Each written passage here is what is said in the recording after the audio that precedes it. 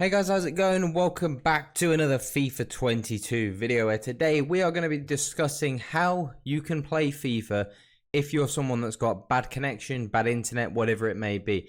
Now, I've been there. I've had really bad internet before. I know that there are some people out there that have got terrible connection, their pings are terrible, or just generally their internet is terrible in general. I've been there a couple years back. It was about 2 years ago. I was living in a really bad part of the UK for internet connection. The area was quite nice, but the internet in general was terrible. It was top 5% of worst internet in the UK. So I had to play on awful internet, and it was really tough. Those of you that do obviously have bad connection now, you'll struggle. And there's certain things in game that you obviously struggle with. You struggle with obviously passing quickly, dribbling, skill moves, because FIFA in general is all about responsiveness. Obviously, you need the low ping to be able to then play quicker, and obviously the quicker in play, the quicker that you can play, obviously the better that you can play. So if you're someone out there that is struggling and is not sure quite what to do, and you can't obviously do anything about your internet, we're going to give you a few tips today on what I did when I had terrible internet. Now I'm quite fortunate. I live in an area where the internet is actually now the top 5% of internet in the UK, so I get incredible internet, so I get the best possible advantages. Now, with that being said, just because you have good internet, just because you have bad internet, that doesn't necessarily mean that you are, if you have great internet, doesn't mean you're an incredible player, and just if you have bad internet doesn't mean you're a bad player.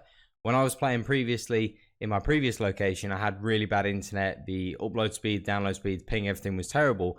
And what I had to do to play and actually still be able to compete was, one thing that you have to learn is that you kind of can't really use skill moves and sort of agile dribbling. So if you're someone that relies on that, and that's part of your game, it's really difficult to do, because that especially the agile dribbling and the skill moves, they require sort of smooth connection. They require smooth ping, you know, because it's all about feel, and it's all about movement, and it's all about reacting to your opponent. So if your opponent is doing something, you need to obviously try to lead him in a direction where he's going to struggle. So one thing that I would say immediately is, when and this is kind of now part of my game, because I had such bad internet for many years. I started playing FIFA in FIFA 11, and it was only until about FIFA 19 maybe, you know, for about 8 years I had terrible connection. And now it's kind of shaped the player I am today in terms of FIFA, is that I'm not a big skill move user. You'll see in a lot of videos that we've made, I don't generally use a lot of skill moves, and that's because for many years I couldn't use skill moves because my internet connection was so bad that it didn't allow me to use internet. Because, for example, I would input like a stop and turn, and it would do it maybe 2 seconds later, by which point my defender is already covered, my opponent's defender has already covered that, and he's read it, and now I can't cancel the skill move or anything like that. And obviously, even now you can cancel skill moves, but again, if you don't have the ping, it's gonna, you know, do it too late, and then you're gonna lose possession. So one thing I would say immediately is try to not rely on skill moves and agile dribbling, because those things are quite heavily dependent on having a good connection.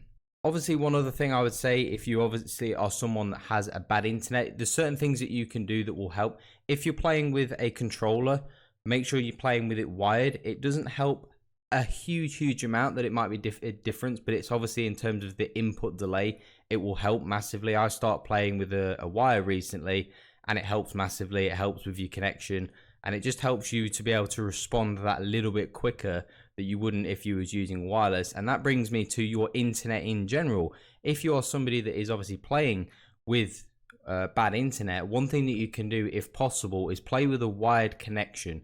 This is something that I did, I believe, last year, and this massively helps if you have a terrible internet. Even if you have a bad internet, it doesn't all of a sudden make the internet bad. The speed that you get is the speed that you get.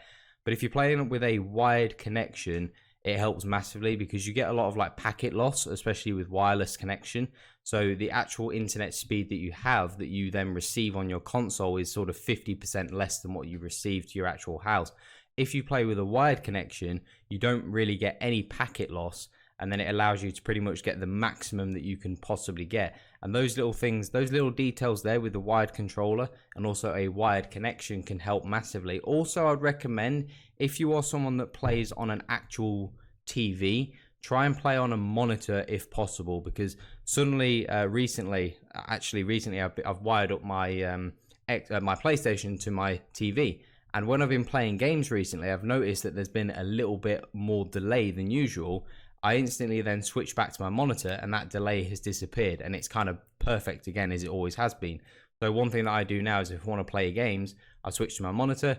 Want to do menu content, switch to the TV because it's a little bit more chill and a little bit more relaxed. So things to summarize: make sure you're playing with a wired connection. Make sure you're playing your games on a monitor and not a TV. Make sure you've also got a wired controller. Make sure you try to not use skill moves and obviously spam agile dribbling and things like that, because those things are all dependent on your connection. Other than that, I would recommend just trying to keep your game very, very simple, because now you can't rely on skill moves, you can't rely on agile dribbling. It kind of forces you to be better at passing, and this is why, and I notice now that this has impacted my game quite a lot. I'm very good at possession, very good at pass accuracy. My pass accuracy pretty much every game is always above 90, anywhere from 90 to 93%. Possession, I'm always sort of around the 60-62%, because for many years I had such a bad connection that I had to figure out how I could still compete at a decent level without obviously some of the broken things and overpowered things that there were in the game. When dribbling and certain skill moves were overpowered and I couldn't do them because I didn't have the connection, I made sure that my passing and my possession, I didn't give up cheap possession. I made sure that my passing was as good as possible and it was crisp and it was accurate, and that I was able to do those sorts of things and do the basics really, really well, because some of the more advanced things, if you don't have a great connection, you can't do them effectively. So you have to be able to do the basics well. And now naturally, if you have a bad internet, you are not going to be as good as a player as you could potentially be. And obviously, if you don't have a great internet, that is something that you might not be able to do. Maybe it's just the best you can get in your area. Maybe it's the best your parents can afford, whatever it may be. If you had a better internet, it does make a difference. And if you're someone that is struggling because you have terrible connection, you have terrible ping, whatever it may be, there are obviously the things we've listed in today's video that can help you and that can give you a better thing. If you are already doing those things, then it is going to be really, really difficult for you to potentially do any more, because there are limitations to what you can do based on your internet. I'm fortunate enough now that I have a great internet, and previously I was still a pretty good player. I've definitely noticed that now I'm an even better player, and there's obviously things that I can still do even better, and that might just be the limitation of my skill. But if you are someone that doesn't have a great internet, all you can do is follow the tips that were listed in this video, and that's going to be the best that you can do. Other than that, a lot of the rest of it is out of your control. So you just got to control what you can control, do the things that you're doing. If you're doing that, that's the best you can possibly do. So hopefully you did find today's tips very, very useful. Hopefully they helped you out quite a lot. Hopefully they're going to help you out going forward. If you have any other questions for any of the things, any of the specific things you want covering, let me know down in the comment section. Drop a thumbs up and subscribe as well if you're new to the channel. But that is all today, guys. Have an awesome day. I'm out.